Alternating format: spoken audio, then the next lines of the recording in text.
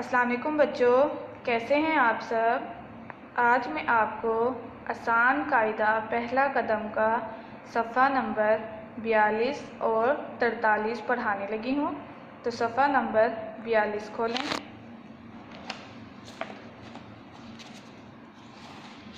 सफ़ा नंबर 42 हरूफ तहज्जी है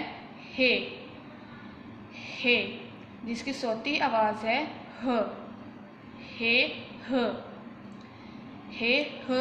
हलवा, हे ह हलवा, हे ह हलवा, हे ह हौज़, हे ह हौज़, हे ह हौज़, हे ह हुक्का, हे ह हुक्का, हे ह हुक्का।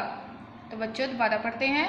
हे ह हलवा, हे ह हौज़, हे ह हुक्का।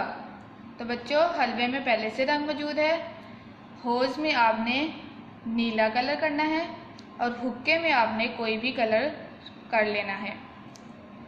तो बच्चों आपकी किताब के ऊपर हे लिखा हुआ है, इसके ऊपर पेंसिल फेरें। हे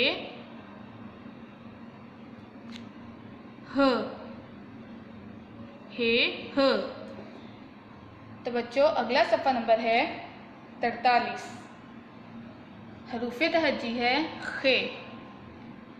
खे, जिसकी सौती आवाज़ है ख।